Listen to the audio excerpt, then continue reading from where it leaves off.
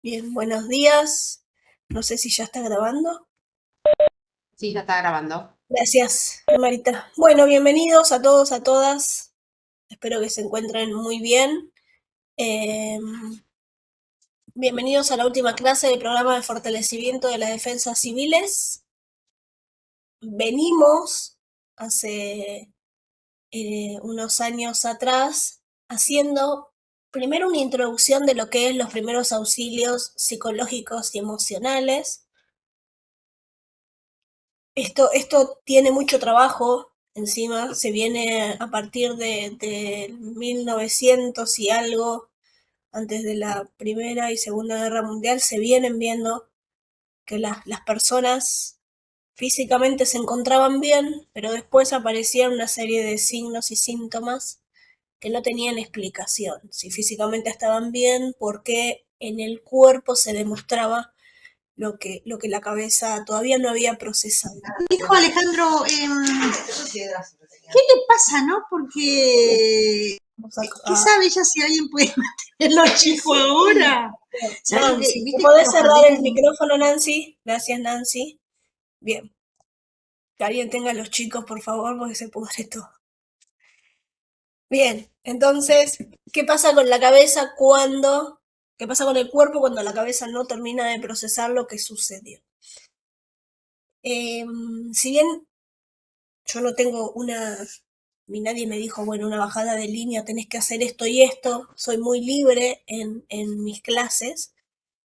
Creo que todavía, si bien estamos teniendo equipos, ¿no? de otras disciplinas, todavía necesitamos fortalecer esta parte tan importante de los primeros auxilios psicológicos y emocionales.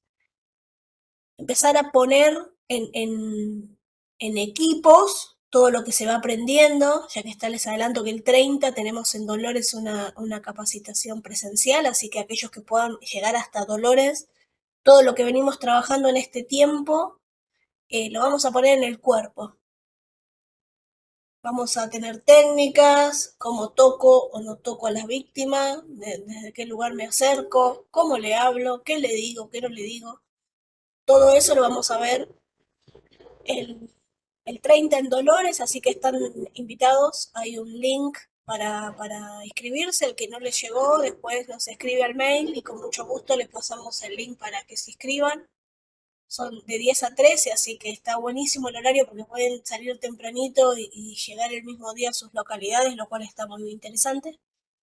Así que nada, los esperamos para empezar a poner un poquito en el cuerpo y empezar a pensar cómo podemos hacer para...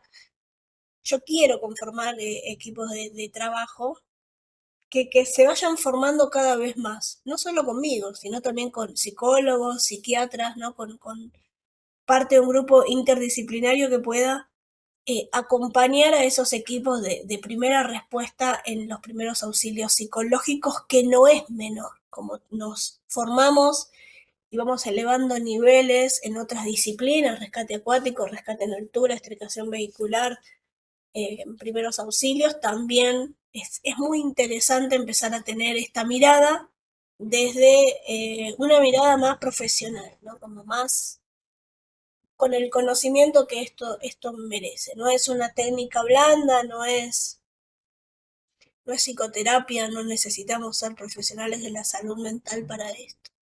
Yo les quiero preguntar, a ver, voy a dejar de compartir y voy a ir al chat. ¿Quiénes hicieron, si pueden poner en el chat, quiénes hicieron la capacitación eh, de primeros auxilios conmigo? ¿Alguna? De los que están, si quieren poner en el chat yo o sí, no, sí, no, sí, no. Yo, tenemos a María Soledad, María Sol, de Salgado, Bomberos Voluntarios de Torkins. Bien, yo no. Bueno, Mercedes, pero estás acá, buenísimo. Tenemos a Viviana, de Malvinas Argentinas, Castelli, Alejandro, el que pueda poner yo no, no, no, no, no, porque así también veo que hay mucho yo. Bien. Porque la idea es empezar de a poquito, a los que ya la hicieron conmigo, esta es una clase diferente, a los que no la hicieron, eh, bien, los que no la hicieron van a tener alguna cosita más. Monte Hermoso tiene la mano levantada. Se pueden desmutear, cuando quieran, a mí no hace falta levantar la mano. Si tienen algo para decir, si fue un error, no hay problema. Bien, bueno, genial. Entonces, una pregunta para el chat. ¿Los primeros auxilios psicológicos y emocionales lo puede impartir cualquier persona? ¿Sí o no?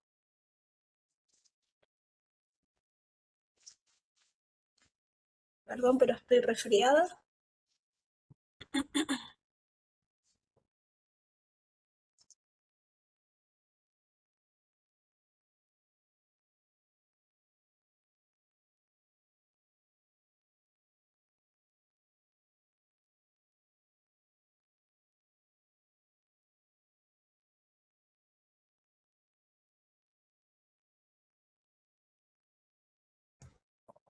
Bien.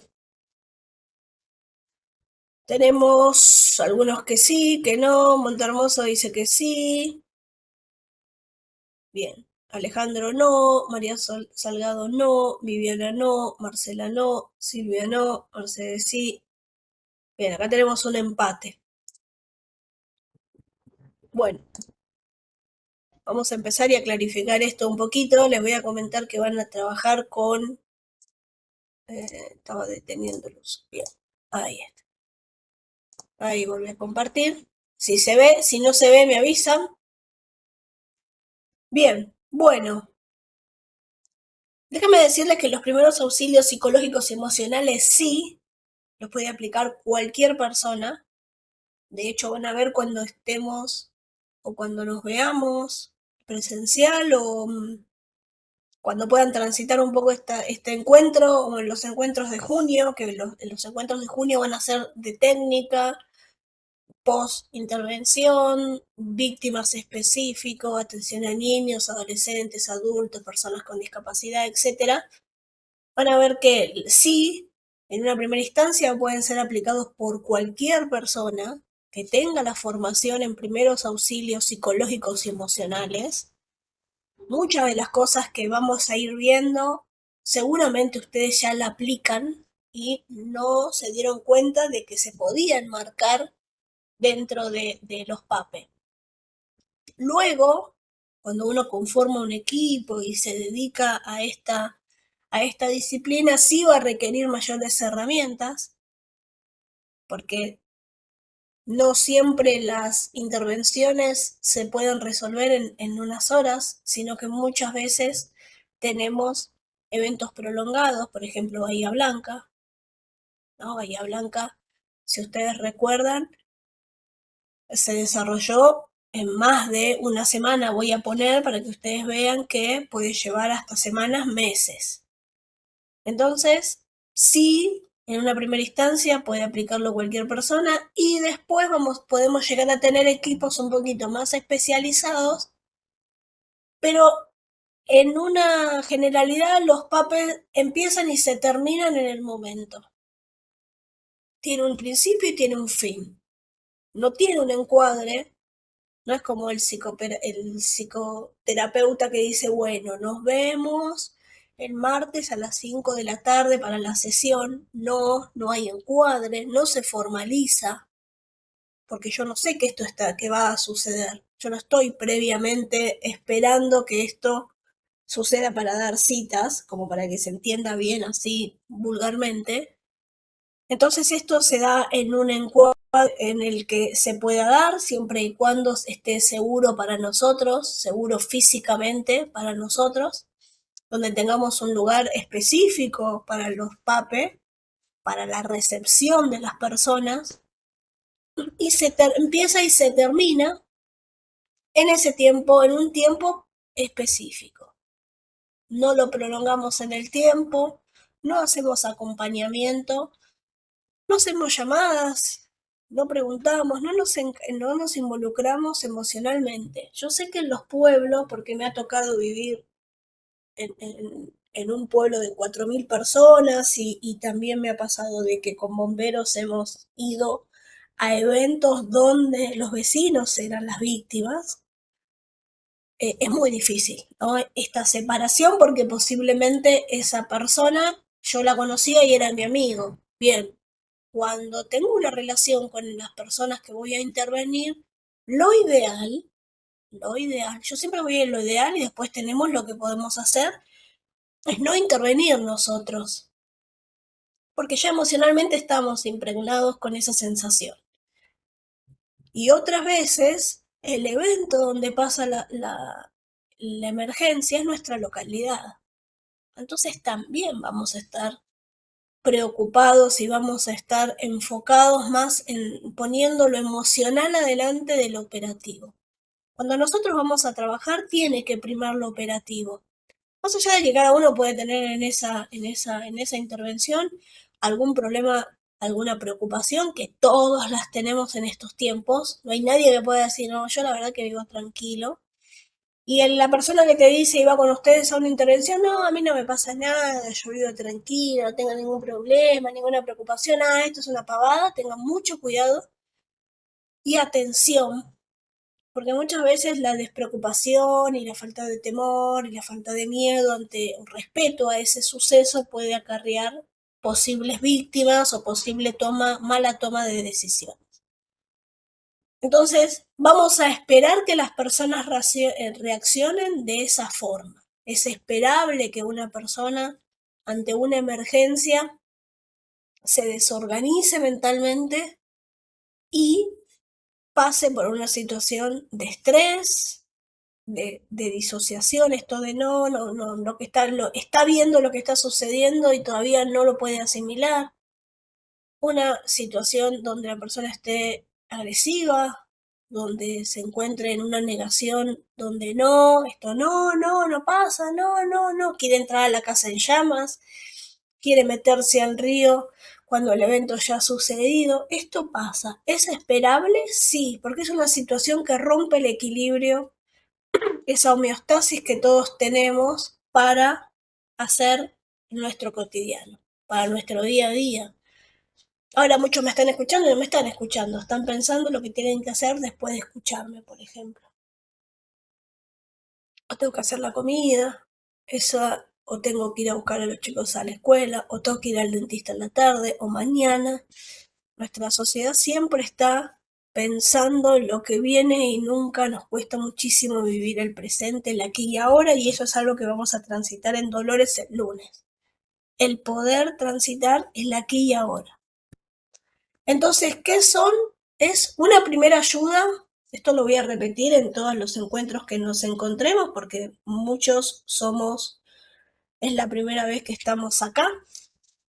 Entonces, es la primera ayuda que yo voy a brindar a las personas que están en esa situación. Me voy a presentar, le voy a preguntar el nombre. Preguntar el nombre en las situaciones de emergencia es fundamental para dar identidad.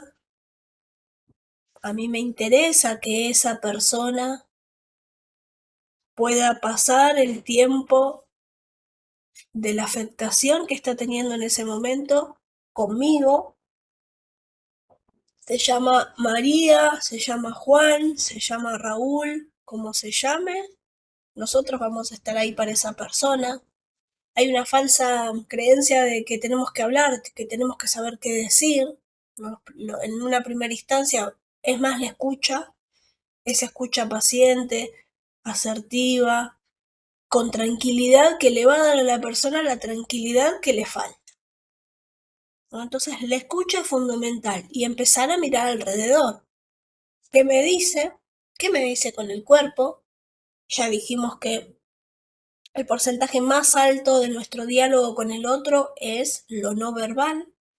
Entonces, me puede decir, estoy bien, pero físicamente el cuerpo no me está diciendo eso, y al revés.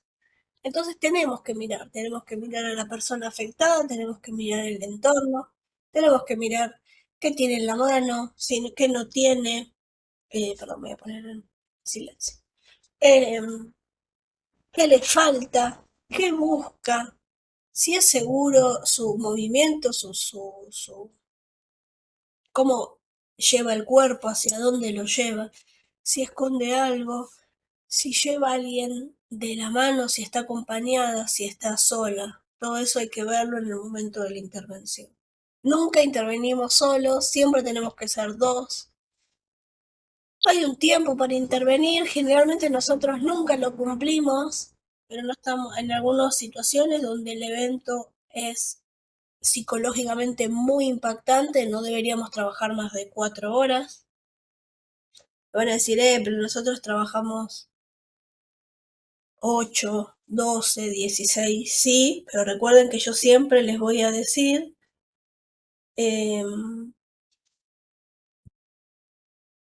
que tienen que saber lo que corresponde para saber qué pasa después con el cuerpo, qué pasa después con ustedes, qué pasa después con las reacciones que van a tener, físicamente cómo se van a sentir, qué va a pasar con la motricidad, qué va a pasar con la tensión.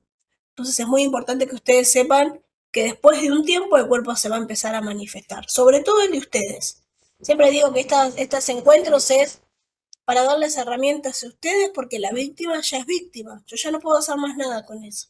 Sí, tengo que cuidarme yo, empezar a reconocer yo los tiempos, los signos, los síntomas que voy sintiendo y que voy viendo en el otro y sobre todo lo que estoy viendo en mi compañero. Yo tengo que poder trabajar como en cualquier disciplina con un colega y tengo que poder mirarlo y ya saber lo que estamos pensando, lo que estamos diciendo.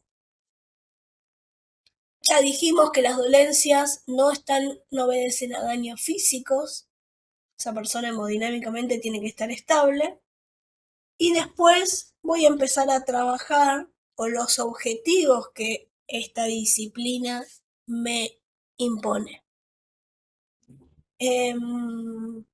Me ha pasado de trabajar sola muchas horas hasta días y realmente después la carga emocional es muy fuerte. En ese momento cuando trabajé como 20 días seguidos, me iba a mi casa, sí, pero bueno, nada, dormía porque caía rendida, tenía insomnio, estaba ahí con hiperactividad, no podía comer. Entonces, en ese tiempo que fue hace 20 años atrás, me faltaban herramientas, hoy quizás puedo empezar a detectar o a conocer en mi cuerpo después de cuántas horas puedo trabajar sin que haya ningún tipo de afección física. En mi caso, más que nada, es la afección física. A mí el cuerpo me dice hasta acá llegaste. Hay personas que están con el cuerpo a full y la cabeza reventada. En mi caso, como me conozco, sé que el cuerpo va a hablar primero. Entonces, ¿qué vamos a hacer una vez que nos presentamos? Comentamos, no nos va a escuchar, pero muchas veces con el uniforme ya nos identificamos, a veces no. Preguntamos el nombre, intentemos recordar el nombre, es horrible preguntarle a la persona 20.000 veces el nombre, y cuando hago el pase de un compañero al otro, bueno, María, te presento a mi compañero Juan, él va a acompañarte, a seguir con vos para todo aquello que vos necesites, todo lo que vos requieras, por favor, se lo comunicas a Juan y Juan te va a estar acompañando, etcétera, etcétera, etcétera. Ese pase hay que hacerlo delante de la persona para que no vea que de repente desaparecimos y no sabe dónde está, qué estamos haciendo, si la abandonamos. Porque cuando una persona está en una situación de emergencia, una de las sensaciones es de desamparo, ¿no? De desamparo, de desolación. Y esto se profundiza más cuando estamos lejos de nuestra localidad. No conocemos a nadie, en el medio de la nada, en el medio de una ruta, en el medio de un arroyo, de un paseo.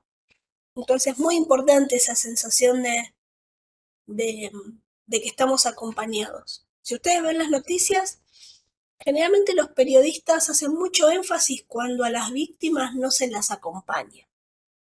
Vieron que dicen, Lo llamaron desde el municipio, lo llamaron desde la provincia, le brindaron algún tipo de asesoramiento, de acompañamiento. Siempre hay, si ustedes recuerdan, énfasis en eso. No pasa desapercibido esta parte de acompañar, de informar, porque la persona realmente cuando no tiene a dónde ir o con quién hablar, va a agarrar la primera persona que encuentre y muchas veces no es el equipo o la persona adecuada. Los medios de comunicación van a hacer estragos con la persona que se encuentra eh, sola en una situación de emergencia. Lo hemos visto en un montón de notas periodísticas, malintencionadas, por supuesto, porque la información es otra cosa, la información es objetividad. Los periodistas que están formados correctamente no dan su opinión, toman los hechos tal cual son y los informan, nada más. Nunca van a decir yo creo, yo pienso, a mí me parece, nunca. Entonces, es importante preocuparnos por quiénes son las personas que están afectadas. No todos estamos listos para eso, pero podemos empezar a trabajar y ver a quién sí. Es como todo. Yo me llevo mejor con algunas habilidades que con otras, a ustedes les pasará lo mismo. Bueno, una persona que está en el rol que puede manejar es una persona que va a trabajar con compromiso, con pertenencia, va a estar activada de la forma correcta porque no está cansada, no está enojada. Entonces, una vez que nos presentamos, la idea es aliviar este síntoma de estrés. Es bastante difícil, pero ubicar a la persona en el aquí y ahora y darle la respuesta que necesita es muy, muy necesario para que empiece a tomar de a poquito contacto con lo que está pasando. Y esa persona que toma ese primer contacto tiene que ser la persona preparada, con un alto grado de empatía, que empatía lo vamos a ver más adelante, no quiere decir que yo me ponga en los zapatos y tenga que sufrir con esa persona lo que está sufriendo. Yo nunca voy a poder asimilar,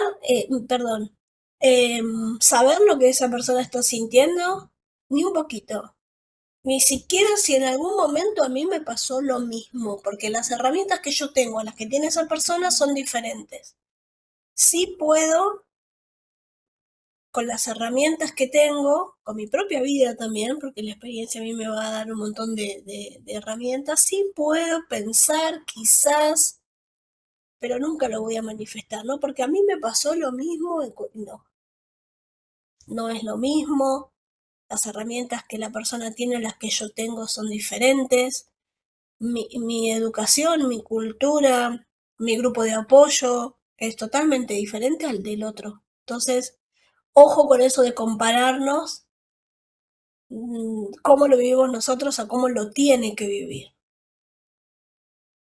Lo va a vivir de la forma que lo pueda vivir, que lo tenga que transitar. Nosotros vamos a estar ahí, pero de la forma operativa. Entonces vamos a ayudarlo a afrontar las consecuencias de las necesidades y preocupaciones que podamos, que estemos autorizados. No todas las preocupaciones y necesidades de las víctimas son inmediatas, ¿sí? No todas son debido a muerte. Nos van a pedir cosas que son ilógicas desde el punto de vista operativo, pero son lógicas desde el punto de vista emocional de la situación, ¿no? No sé, me ha pasado en un choque que me pidan las llaves del auto para cerrarlo. El auto estaba destruido. Entonces, ¿es lógico? Sí, es lógico. Es esperable que me esté pidiendo eso, pero de a poco, con mucho trabajo, el ambiente va a ayudar un montón, ¿no? Lo que está sucediendo alrededor, ese contacto para afrontar la situación. Muchas veces vamos a estar ahí en terreno y otras veces vamos a tener que retirar a la persona del lugar. Eso también es un poco de criterio, ¿no? Si hay mucho bombardeo, de escenas, es conveniente siempre que retire a la persona. Me va a costar un montón, sobre todo si esa persona tiene seres queridos en la emergencia. Pero hay que hacerlo, de a poco. De a poco me ha sucedido de un ahogamiento, cuando ya estaba inminente que realmente aparecía la persona que se había ahogado, a esa madre la sacamos porque ella ya nos había manifestado que necesitaba ir al baño, entonces genial, ese momento fue divino, ¿no? Bueno, recuerdo que usted quería ir al baño, sí, vamos ahora, aprovechemos que es la luz, que hay luz, si le parece bien, ¿no? Siempre con amabilidad, con respeto, con cordialidad. Y, y bueno, y justo cuando pasó eso, pudieron desenganchar al hijo del río y fue muy coordinado ese momento, porque no vio la escena y después pudimos hacer el reconocimiento en otros lados, ¿no? Porque ¿para qué la vamos a llevar al río si puede ser en un lugar más privado? Privacidad es fundamental, todas las personas de alguna manera hemos afrontado situaciones de emergencia, y tenemos habilidades, tenemos herramientas para eso. Vamos a buscar en el baúl de los recuerdos y vamos a ponerlas en práctica en ese momento. Entonces, para que quede claro y para redondear el concepto, los primeros auxilios psicológicos y emocionales puede brindarlo cualquier persona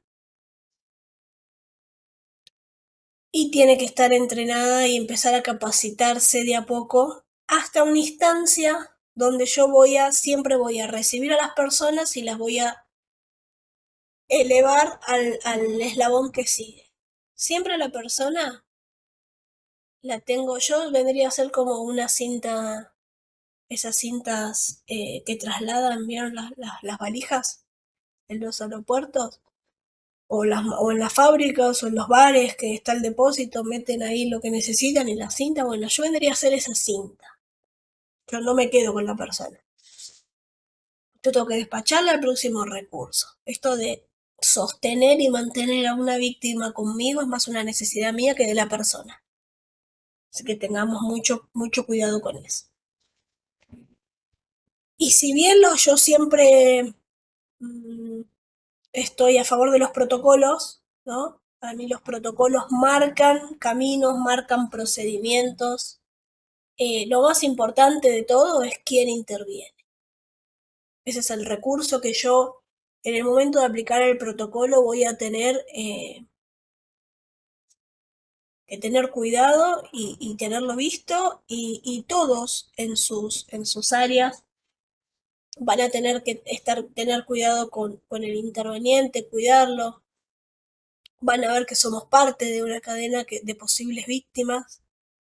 Esto del héroe para mí no corresponde porque le estamos poniendo a la persona una capa que, que no existe, que es imaginaria. Los héroes solo existen en las películas y esta no es una película, sino es la vida real. Entonces, tengamos cuidado con las personas que enviamos a hacer esta tarea tan importante que es asistir en una emergencia. Debo confesarles que la tarea de defensa civil, de bomberos voluntarios, todos los de salud, porque en los cursos hay una mezcla interesante de instituciones y de roles, sabemos que no es una tarea común. Como la persona que tiene una panadería, que está en una fábrica, que es donde tenemos que poner el cuerpo y el cuerpo de verdad. Siempre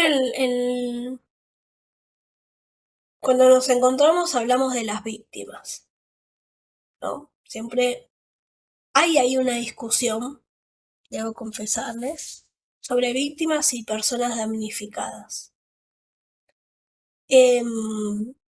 Mientras se da esa discusión, yo les puedo decir que hay personas a las cuales les sucede el evento, son personas damnificadas, que cuando no tienen esos recursos para llevar adelante esa situación y se prolonga en el tiempo, y dejo de ser funcional a la vida, no puedo llevar adelante los eventos cotidianos, ahí me convierto en una víctima.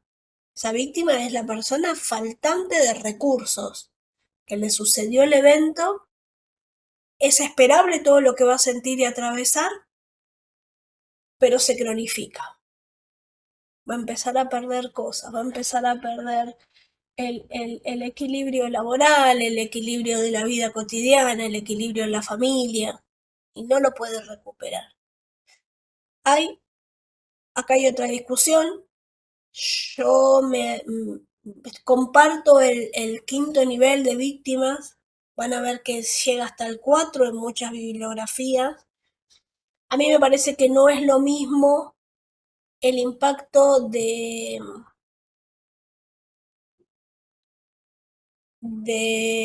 por ejemplo, voy a volver a Bahía Blanca, lo que sucedió en Bahía Blanca, en la localidad de Bahía Blanca, no tiene el mismo impacto que las noticias que llegaron a Jujuy y a Salta. No es lo mismo. Ahí hay un problema entre el cuarto y el quinto, que el cuarto, algunas bibliografías mezclan la persona y la localidad donde sucedió el evento y el resto de las personas que se enteran a través de los medios, a través de las redes. Yo creo que es más impactante, que hay que separar.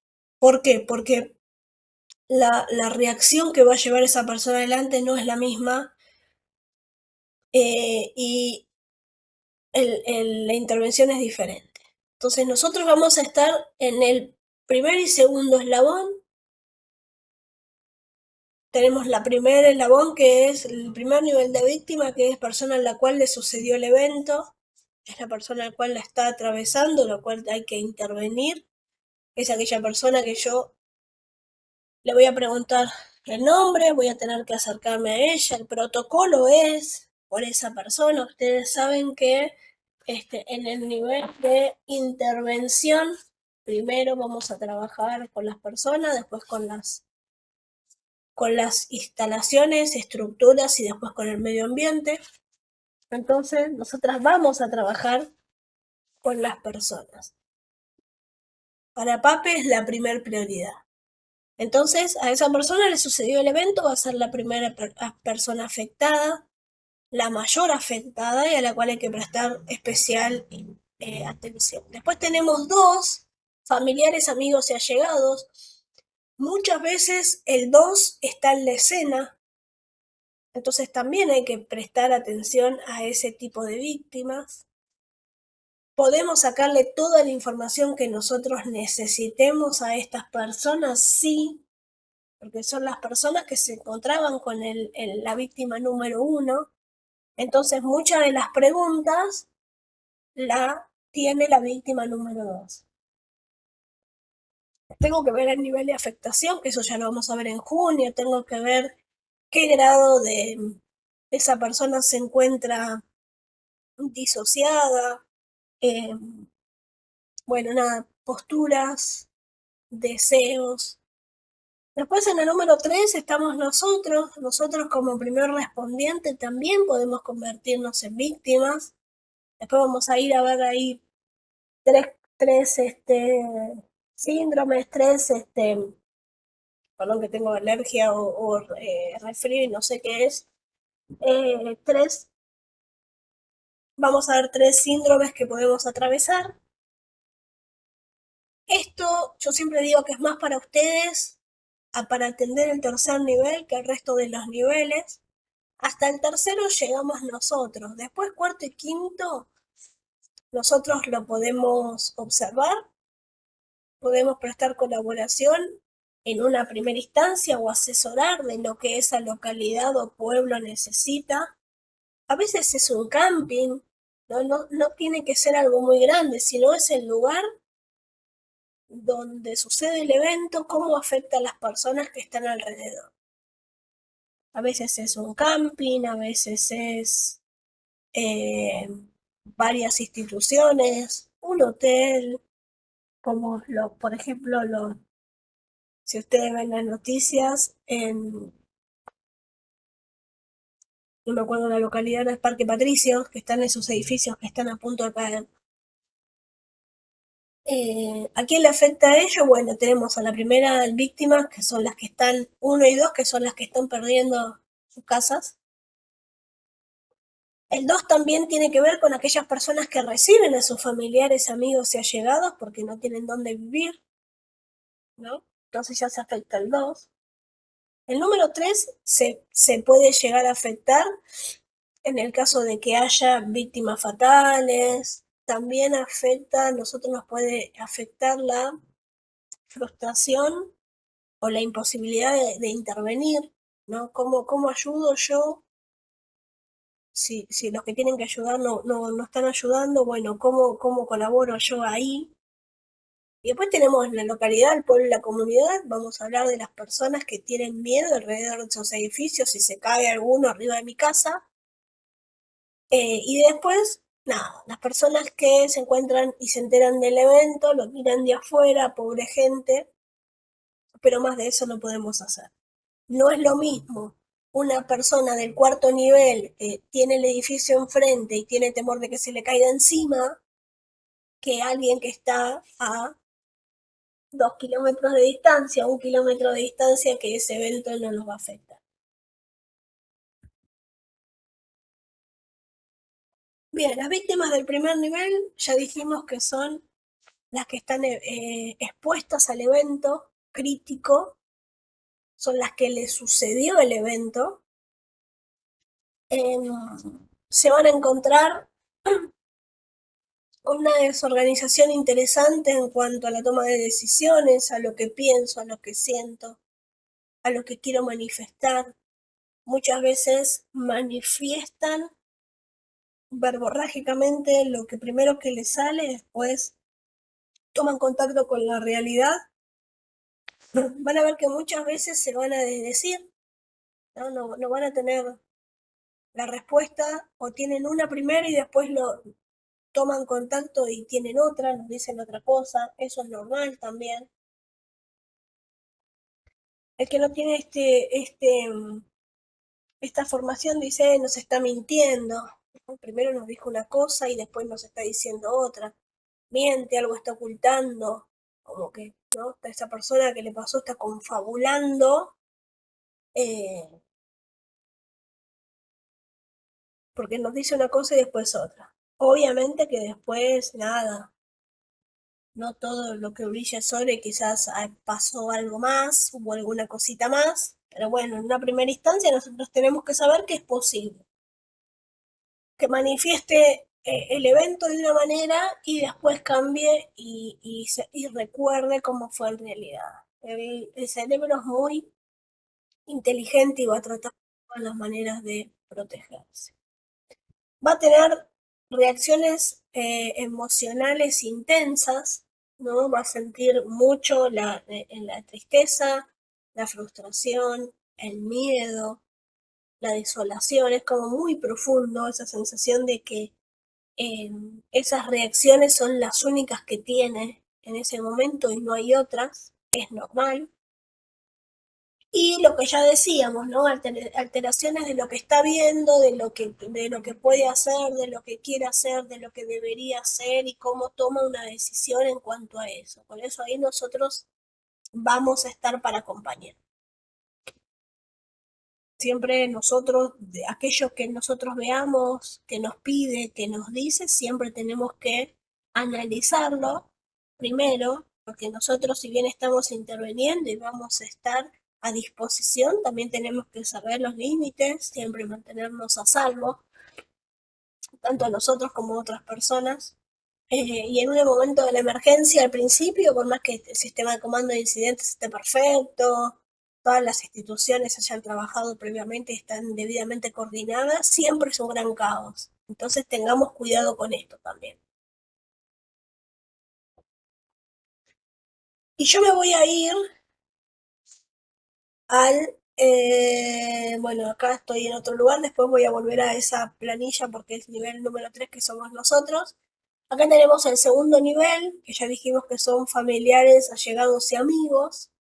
Tiene un vínculo emocional porque está con esa persona tiene una relación, entonces también se va a ver afectada.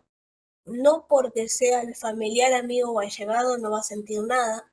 Esto pasa mucho también, para que vean algo que nos ha sucedido a todos, es cuando tenemos un familiar enfermo, ¿no? Todo ese vínculo, esa contención emocional está afectada. Esto es porque seguramente un familiar enfermo nos ha atravesado a todos, entonces para que vean que si bien le pasa a un otro, al estar involucrado también me afecta a mí. Va a tener altos niveles de ansiedad y angustia, estos niveles también resolutivos, ¿no? De querer resolver todo, de que alguien lo resuelva, de que esas personas van a sentir también de que su problema es el más importante y el que hay que resolver primero, y está bien, es normal que sienta esto, aunque nosotros veamos que en nuestra estructura hay otros problemas mayores, es normal y es esperable que tenga esas exigencias en cuanto al evento, que no se pueden resolver inmediatamente, pero siempre vamos a hacer todo lo posible. Ojo, cuidado con el no, no se puede, todo lo que es negativo va a afectar a la víctima, y vamos a tener una confrontación. Tengamos cuidado con el no. No es posible, no es conveniente. Cuando no está adelante es un problema. Entonces veamos de armar las frases, o que en nuestro protocolo, cuando armemos nuestro protocolo, qué decimos en la negación. Cómo la negación se puede volver nuestra aliada y no nuestra enemiga. Y va a tener una alteración del tiempo también como el del primer nivel. Quizás pasaron 2 horas y va a parecer una eternidad. Tercer nivel, perdón. Acá estamos nosotros. Nosotros siempre tenemos un alto nivel de exposición emocional ante los eventos. Estamos continuamente trabajando con la tristeza, la frustración, la desolación, el miedo, la pérdida de otras personas. Nosotros anticipamos en la mayoría de los casos aquellas personas que tienen mucha experiencia la muerte de esa persona. Esa persona no murió, pero sabemos que va a morir o que va a salir lesionada. Entonces, sin decirlo y aún trabajándolo y trabajando en el evento, ya sabemos lo que va a suceder y nos anticipamos. Y trabajamos con esa anticipación. Eso hay que trabajarlo muy bien, sobre todo las personas que están continuamente con estas emergencias de alto grado. Tenemos la posibilidad, digo posibilidad porque nos puede pasar a todos, de ingresar a un estrés postraumático si nosotros no empezamos a trabajar este impacto emocional diario, crónico, continuo que vamos atravesando. Que nosotros vayamos a una emergencia y tapemos lo que sucedió para esperar la próxima, no es algo que nos tiene que pasar. Todos en algún momento de nuestra profesión hemos pasado por un alto grado de estrés. Aquellos que lo pudieron compartir, que pudieron trabajar sobre eso, lo han transitado en los tiempos de un estrés de estrés inicial, ¿sí? No ha pasado a mayores. Y también nosotros tenemos una cultura de que no tenemos que sentir nada, de los que trabajamos en esto no podemos, no nos afecta. Y yo creo que es al contrario, ¿no? Creo que cuando más trabajamos en esto, también tenemos que reconocer esta parte que nos estresa, que nos fatiga, que se acumula. Entonces, ¿cómo podemos hacer para no llegar al límite?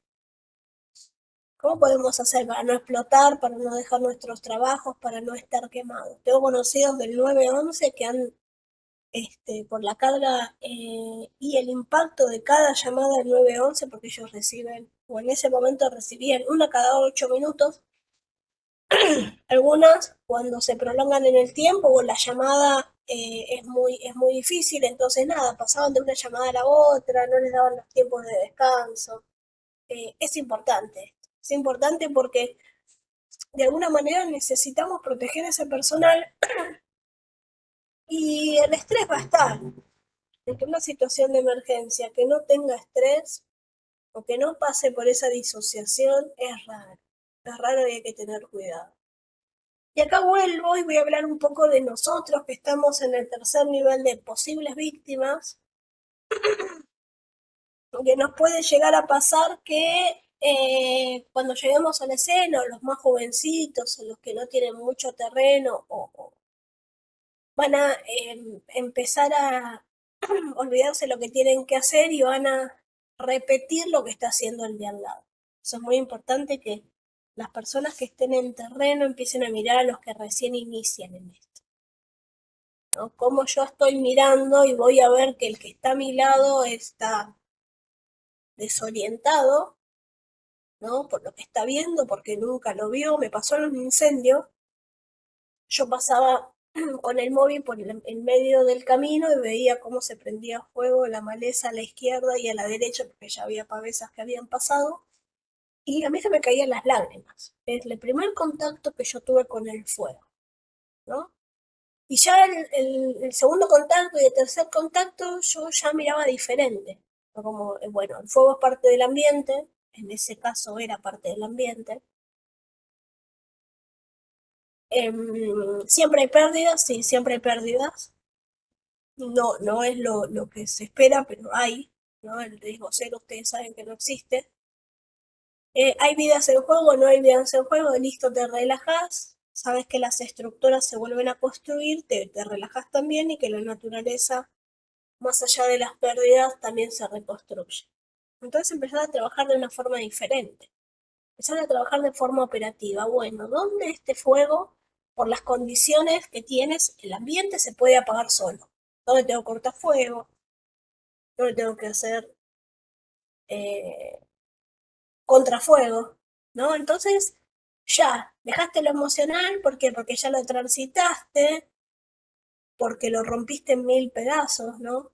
Esto de que tenés a un otro que tiene más experiencia y te dice, bueno, es por acá, nosotros tenemos que trabajar y trabajamos para esto, si todos mis incendios serían con lágrimas en los ojos, no podría haber trabajado en incendios forestales, ni loca, ¿no? Pues estaría acongojada por la naturaleza, que si bien a todos nos conmueve, sí, pero bueno, nuestro trabajo es ese, nuestro trabajo es apagarlo, es como los incendios del sur. Trabajé en el Parque Nacional Los Alerces, eh, no había incendios en el año 2000, o por lo menos yo no viví ningún incendio del año 2004 al 2010, no atravesé ninguno, pero había otras cosas, ¿no? Perdidos, fallecidos de balaña, colisiones vehiculares, pero no atravesé ningún fuego. Pero es lo mismo, ¿no? Al principio te conmueve y después, bueno, nada, lo trabajás y seguís, lo trabajás interiormente y con otros y seguís laburando. ¿Por qué? Porque es tu trabajo. Entonces, siempre ojo con ese primero que va. Y después tenemos el que es un poco más experimentado, ¿no? Que tiene una reacción a ese evento, pero es muy poca, la exterioriza muy poco, ¿por qué? Porque ya la atravesó, porque ya la vivió, entonces se acomoda, ¿no? Se acomoda y se posiciona eh, para enfrentarlo, ¿no? Con mucho entrenamiento, mucha experiencia, eh, hay conductas que se van a reacomodar mecánicamente al evento. ¿Por qué? Porque ya lo atravesé, porque ya lo viví, porque ya sé cómo transitarlo yo primero, cómo ayudar a transitarlo a otros y a partir de eso empiezo a trabajar en el evento. Entonces, nada. Y vamos a ver, yo esto la fatiga por compasión la voy a dejar por un ratito. Voy a pasar al cuarto nivel, que son las personas involucradas indirectamente. Esto ya lo habíamos hablado. El nivel de ansiedad es elevado porque pertenezco al lugar. Ahora, por ejemplo, si yo estoy de vacaciones en ese lugar y se está prendiendo fuego, me da lástima un montón de otras cosas. No, me da lástima que se cortaron mis vacaciones, me da lástima que pierdo plata, me da lástima que me tengo que volver, me da lástima. pero el nivel de pertenencia es diferente, ¿no? El nivel de pertenencia, la pertenencia es la persona o el grupo que ese lugar es parte de su vida, ¿no? Es un ida y vuelta. Yo soy porque ese lugar existe y ese lugar existe porque yo estoy. Entonces, hay una necesidad de resolución, hay una ansiedad del espacio para que esto se resuelva, ¿no? De todos querer solucionarlo para poder continuar con la vida.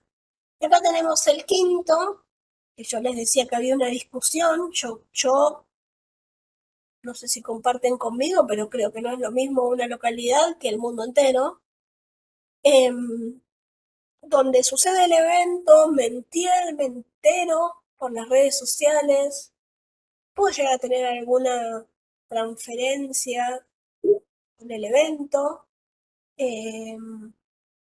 pero no me afecta mi vida cotidiana. Yo sigo trabajando, voy al trabajo, voy a estudiar, mi familia está bien, eh, los servicios básicos están en mi casa perfecto, porque eso pasó en el otro lado del mundo. Muchas veces cuando en el país no suceden ese tipo de eventos, por ejemplo, en España, si ustedes recuerdan la noticia de ese niño que apareció en la playa fallecido, eh, nosotros no tenemos ese contacto con los refugiados tan fuerte como lo tienen en España, donde llegan las embarcaciones a las playas. No sé si todos, si alguno no sabe de lo que hablo me avisa, pero esas embarcaciones llegan con mucha cantidad de gente refugiada de Senegal y de otros países y llegan como si llegaran en Ensenada un barquito con gente de otros países, enfermas, lastimadas, asustadas. Eso es cuando llegan, ¿no? Si no se pierden en el mar y se ahogan. Nosotros ese contacto no lo tenemos. Eh, entonces quizás la reacción que vamos a tener a ese evento es mucho menor que, por ejemplo, una inundación. La inundación la gana en España. Si nosotros estamos en una ciudad donde se inunda, tuvimos un contacto con la inundación, quizás nos llame un poquito más la atención y tengamos un poco más de empatía con eso. Acá tenemos un resumen de los niveles de víctimas, de los que hay. Van a ver que va desde, todo viene desde un corazón rojo, desde un centro rojo de afectación hacia afuera. Esto es para resumir un poco. Y acá tenemos algunos síndromes que nos pueden suceder a nosotros en nuestro trabajo diario. Obviamente cada uno tiene su particularidad, que la vamos a ver en un ratito. Tenemos el estrés agudo. El estrés, les voy a hacer una pregunta. ¿Es una enfermedad? Me pueden poner sí o no en el chat. Si es una enfermedad, sí, no.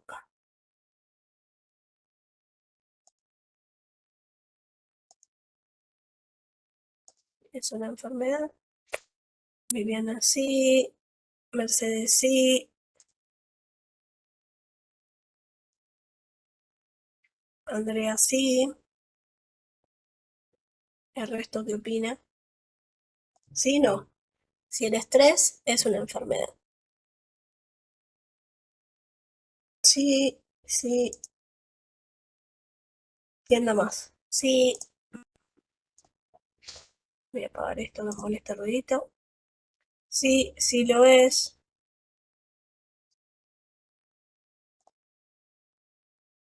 Bueno, déjenme contarles que no, el estrés no es una enfermedad, ¿sí? Es normal que lo confundan con enfermedad, sí, sí, porque generalmente se habla del estrés muy genéricamente, como algo que te enferma, pero en realidad el estrés es una respuesta de nuestro cuerpo esperable ante un evento, a una circunstancia que podemos llegar a tener dos opciones para resolver, o que la enfrentemos porque tenemos los recursos, las herramientas personales, individuales y hasta a veces colectivas para hacerlo, y, eh, o irnos de la situación, escapar de la situación porque no contamos con ninguna herramienta para poder enfrentar. Si nosotros continuamente estamos luchando contra esa idea, porque a veces desaparece la situación estresante y nosotros seguimos luchando con ella aunque no exista, ahí vamos a empezar con un estrés más agudo, un estrés postraumático que básicamente no nos va a permitir seguir con nuestra vida. Toda nuestra vida, todo lo que sentimos, lo que pensamos, nuestro cuerpo va a estar predispuesto para seguir con ese causante de estrés, ese evento, esa situación, esa persona, aunque no exista, aunque ya se ha desaparecido. Vamos a seguir continuamente, día a día, hora a hora, luchando con algo que ya no está, que ya desapareció. Entonces, ese es el estrés postraumático. Entonces no es una enfermedad, pero puede llevarnos a una de ellas. ¿Por qué? Porque nuestro cuerpo está en alerta todo el tiempo. Todo el tiempo estamos sobreexcitados, todo el tiempo estamos fatigados, estamos con insomnio, dejamos de dormir, empezamos a tomar pastillas, empezamos a tomar alcohol, empezamos todo un proceso para empezar a olvidar aquello que nos lleva al estrés, a esa situación estresante. Entonces sí, obvio que puede convertirse en una o varias enfermedades. El burnout, van a escuchar de diferente manera, es una sobrecarga laboral crónica. Esto es crónica todos los días. Y tenemos la fatiga por exposición, que es una exposición al sufrimiento ajeno excesivo, ¿no? No tengo las herramientas para, ni yo, ni mi institución, ni mis compañeros, entonces todo el tiempo estamos con esta situación. Entonces, la fatiga, perdón, me quedó medio mal porque hubo un problemita ahí con las diapositivas. La fatiga por compasión es el desgaste emocional y psicológico que parece estar expuesto de forma continua al sufrimiento de otras personas. Quizás alguna vez le pasó que decís, ay, no puedo más. Estoy cansado de atender todo el tiempo de forma crónica el sufrimiento de los otros. Esto pasa mucho con los AT,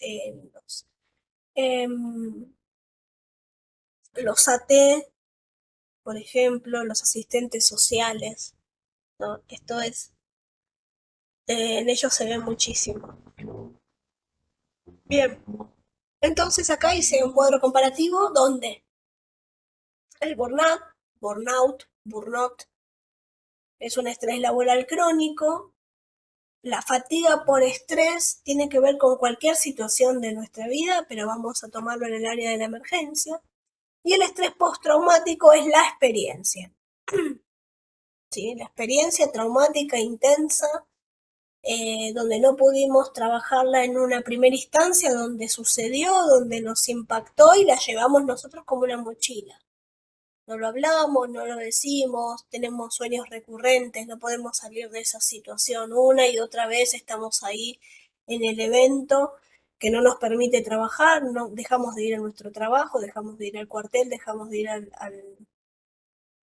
a los eventos que nos hacían bien. ¿Por qué? Porque nada tiene sentido, porque esa experiencia traumática intensa, no hay nada que pueda superarla y yo no puedo seguir con mi vida porque fue tan intensa que es lo único importante que tiene que haber.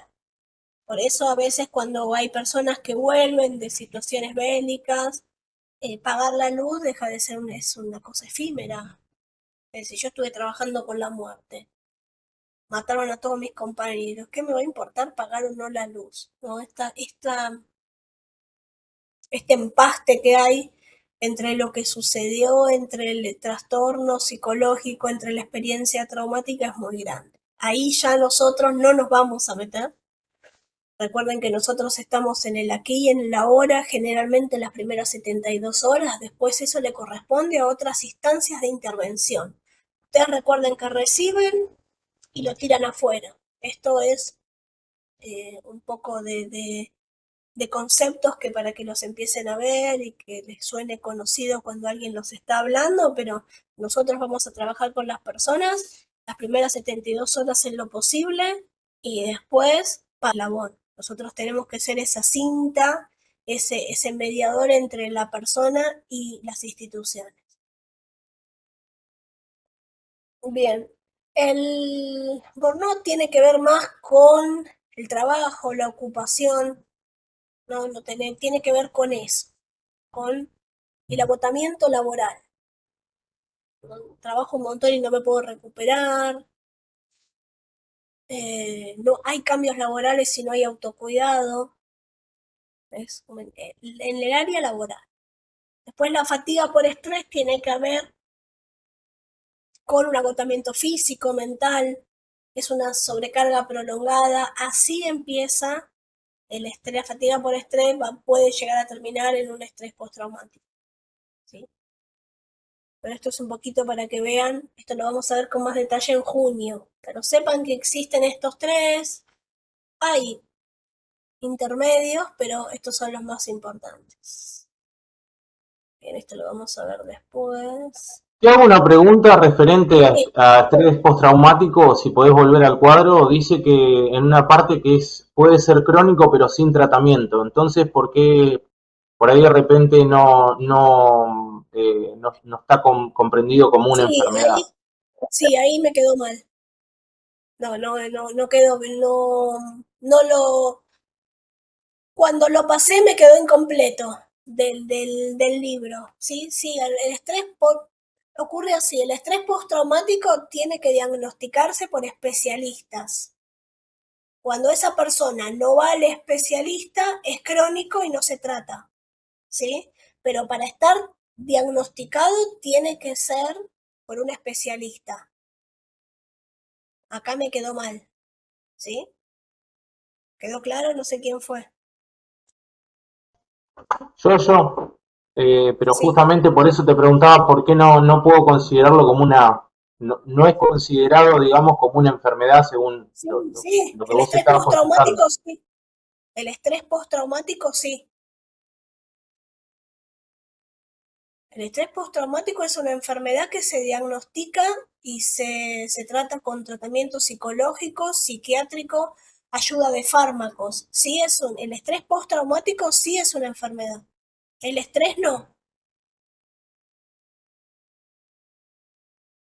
Porque el estrés postraumático no podés continuar con tu vida durante años, muchísimo tiempo, pero sí es una enfermedad el estrés postraumático.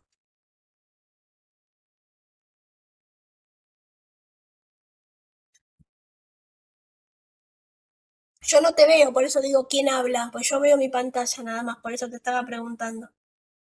Sí, mirá, mi cámara está activa, yo sí la veo, pero se ve que por algún Ahí, inconveniente de la aplicación no se ve. Yo me veo en la cámara acá en la aplicación, pero sí, ustedes no pueden ver.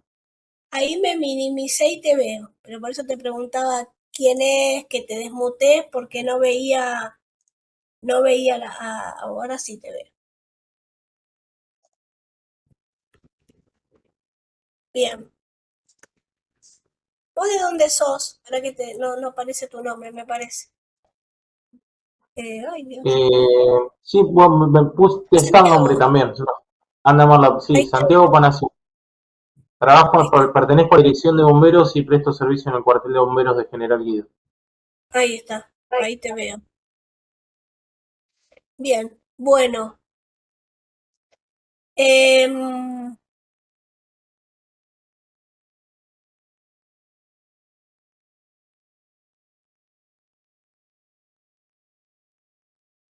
bien, entonces, como le decía Santiago, tenemos una instancia de estrés, ¿sí? Donde es normal, donde todos vamos a reaccionar de una manera a ese evento.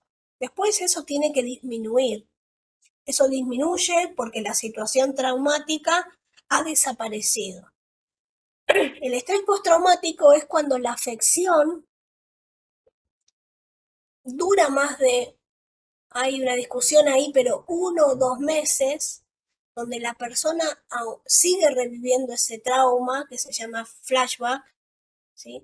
Trata de evadir recuerdos, está siempre atento, como que en cualquier momento vuelve a aparecer el evento, tengo que salir a trabajar en el evento, se escuchan las mismas sirenas, el olor a quemado, la oscuridad que transité, todo tiene que ver con aquello que mis 5 sentidos han capturado.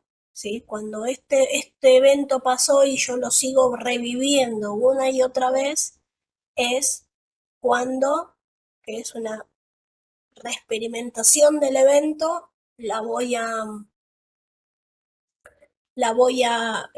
va a convertir en un estrés postraumático, ¿sí? Yo voy a tener pensamientos negativos todo el tiempo, intrusivos, hiperacción, reactividad,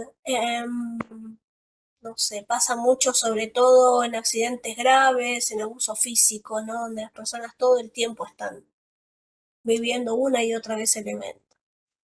Hay que realizarlo por un profesional el diagnóstico. Ahí nosotros ya no nos vamos a meter. Lo que sí nosotros vamos a ver en el compañero, porque tampoco lo vamos a ver en las personas que nosotros hagamos la intervención, es que la persona empieza a dejar de ir al cuartel, deja de hacer las actividades que hacía, si era una persona carismática, que era la que, no sé, todos los viernes decía vamos a comer un asado y ya dejó de hacerlo, ya no aparece más en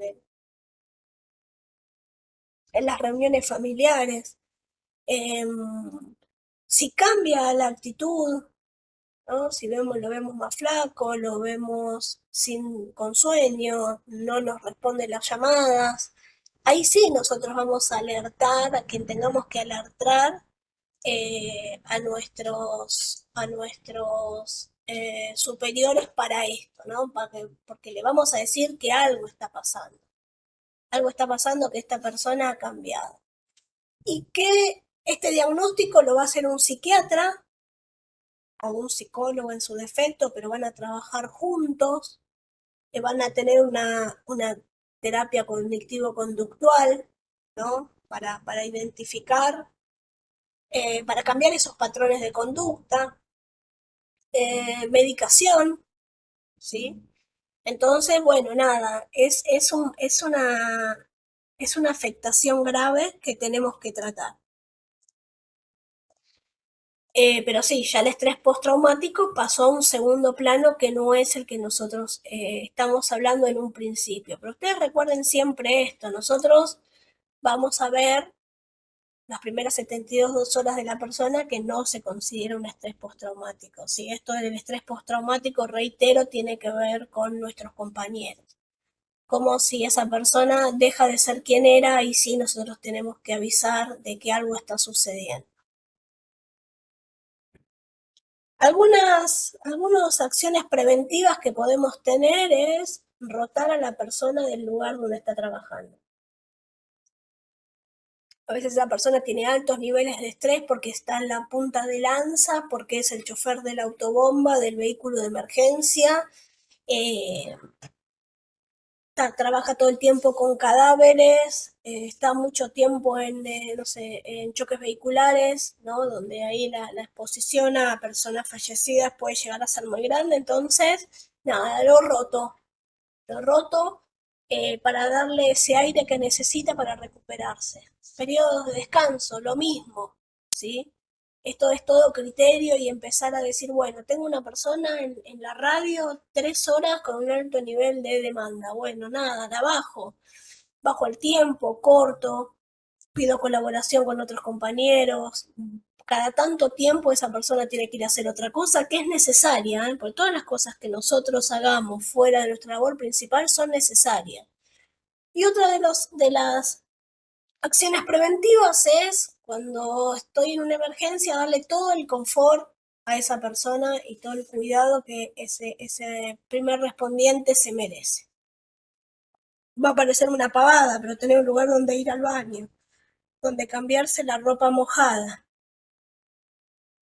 donde, donde descansar, no es menor, no es menor. En situaciones de emergencia, muchas veces los pequeños detalles van a ayudar a ese primer respondiente a estar mejor para poder responder mejor a los eventos. Si yo tengo ganas de ir al baño y no tengo dónde, si tengo toda la ropa mojada, ¿cómo voy a responder? Y no voy a responder de la mejor manera. ¿Por qué? Porque estoy mal yo, estoy incómoda yo, estoy mojada. Y bueno, son cositas, acciones preventivas para colaborar en el mejor desempeño del personal. Y después vamos a ver dos técnicas, hay otras y se siguen discutiendo si estas son las más apropiadas. Estas dos técnicas, el diffusing, lo puede hacer cualquier persona, no es necesario que sea de la salud mental. Es una sesión informal luego de que nosotros venimos del evento. No tiene que ser para todos los eventos, lo pueden hacer como un protocolo cada vez que llegan a la base, sí, por supuesto, donde es confidencial, donde todos tienen que estar de acuerdo. Puede llevarlo adelante personas que estuvieron en la escena, pero si no estoy en la escena son personas que están capacitadas para llevarlo adelante. Siempre del lado positivo, ¿no? De forma positiva, vamos a hablar de lo que aprendimos, de lo que sentimos, de lo que nos pasó, qué sintieron. Siempre positivo. No vamos a trabajar sobre el error, sobre lo que no funcionó, sino que esa persona tiene que hacer una exposición de lo que sintió y van a ver que cuando todos comparten lo que siente, la carga es compartida y no es tan pesada. Los grupos son pequeños, no pueden ser más de 15 personas, ya 15 son un montón, y la duración es de 20 minutos a 1 hora. La idea es que todos hablen brevemente, si no pueden hablar, ya con participar se van a dar cuenta de que otros posiblemente están sintiendo lo mismo que sentí yo. Cuando otros lo ponen en palabras también, a mí me hace una transferencia y puedo relacionarme con ese sentimiento que tuvo esa persona. Y después tenemos el debriefing. El debriefing sí lo tiene que hacer un profesional de la salud mental, por eso siempre es importante en nuestros equipos tener un psicólogo, psiquiatra o tener un contacto con un centro de salud que tenga estos profesionales que estén capacitados en emergencias. Porque si yo voy a un debriefing y el que está conduciendo el debriefing me dice, oh, vos sos loco por meterte en el incendio que me pasó, nada, revienta todo el equipo. Porque yo me dedico a eso, no soy un loco, estoy trabajando, es mi labor. Entonces, este equipo de profesionales que llevan adelante esta técnica tiene que estar formado en emergencias. Entonces, ahí ya es confidencial, se va a realizar después de las 24 horas si veo a personal muy afectado. Y nada, y lo mismo, ¿no? Es una técnica un poquito más fuerte porque yo voy a confrontar a las personas con sus emociones y con lo que han vivido, ¿no? Pero ahí los confronto. En cambio, en el diffusing, la persona se expresa. Acá lo tengo que obligar a que se reencuentre con esa situación. Bien, hasta acá llegamos. No sé si hay alguna pregunta. Quédense tranquilos que esto fue ahí tenía una